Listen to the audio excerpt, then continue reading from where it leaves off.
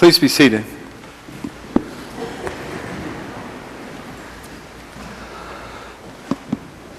So the sermon today is not a sermon. It's to try to talk about the process of how I, and then in a sense kind of we, come to preaching. You get me? And I need your help. I need you to stay with me. I need you to, so when I ask you a question, it's not rhetorical. So you get me? Okay, cool. So and that's what's a big part of me is that I need to feel you. I need to know where you are, or get a sense of it. And a lot of times, what I feel is you're not here. and I get it. I get it. There's a lot. Who knows what's been going on in your week? All right, and that's part of the deal. You're part of the preaching deal, whether you know it or not. Okay, so John, the last time we did an instructed Eucharist, talked about that writing a sermon is a lot like trying to take the story from Scripture and then see how it applies to my story and how my story interacts with that story. And then the preacher then comes and brings that interaction and then tries to include you in the deal. So it's the Scripture story, my story, and your story. That's what's going on in a sermon, I think. Okay? The Scripture story, my story, and your story.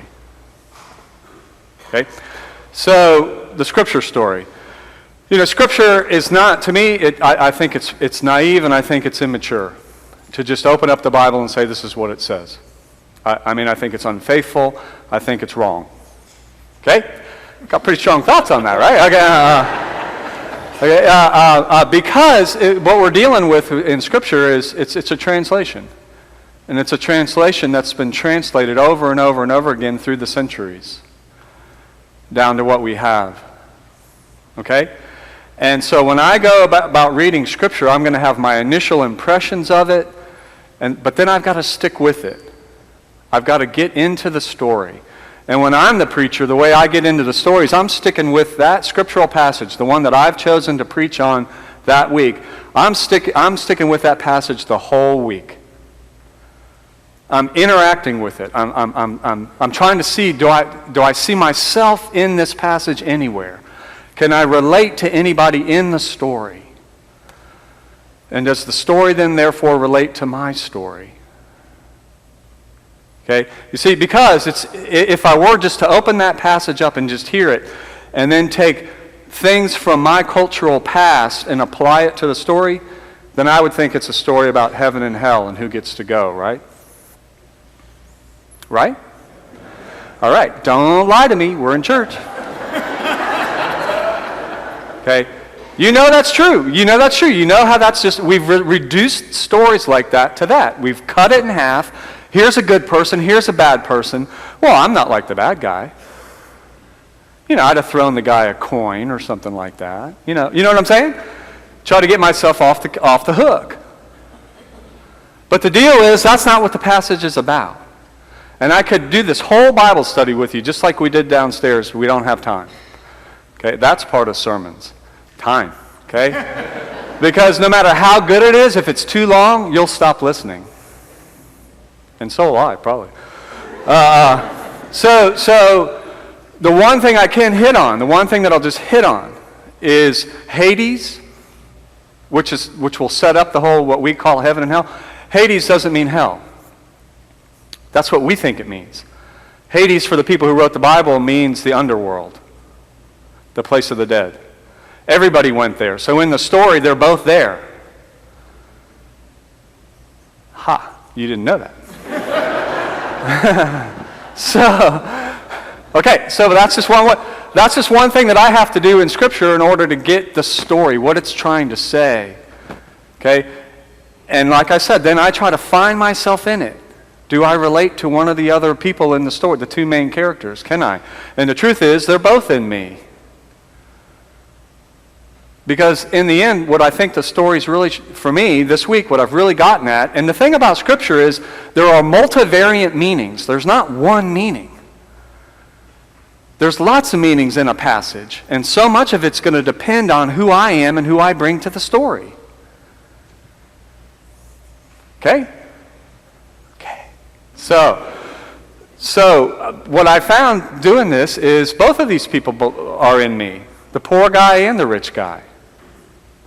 And for me, the central part of the story is that they don't see each other. It's not that the rich guy's bad. He doesn't see him. He can't even see him. He doesn't even notice him. And what I know in my life is, yes, I live like that sometimes. I live like that with the people who live right at my gate, as it were. Right in my immediate life. I can't see you. And when I can't see you, a great chasm happens. And pretty soon I can't relate to you. And pretty soon then you're not even human. Get me? And that's how that relates to me in my life. And I've been on the other side too. I've felt like I haven't been seen. Okay, I'm not going to go there because I'll start crying or something like that. But you know, there's that side too, right? So seeing and being seen. Seeing and being seen. And the importance of that for life, not for who gets to go to heaven. Okay, so once I get that, once I get myself in the story in me, and I see, yes, this is how life is, then I have to try to convey that to you in your story, where you are. And here's the thing is, you're in lots of places. You know, we have the privilege and the challenge to speak to people who are in 5 different generations now. And if you just look around, you'd see it. And that's just the generations. We're all coming from a different place. I don't know what's going on in your life completely unless you've told me. So I don't know if what I'm saying is going to hit you or not. You might still be back at Neyland Stadium going, wasn't that a great game? The streak is over, right? You know, and so what I say, how's that going to affect where you are? I don't know. But when it happens, it's kind of like magic, you know? It's kind of like then the sermon becomes a bridge between you and me and the scriptural story, and that opens up our eyes to the presence of God here with us and in us and all around us all the time. And the gift of this life, as hard as it can be. So that's it. That's how I'm just saying, that's how I do it. That's how I go about trying to do the sermon thing. And hope that's helpful, I guess.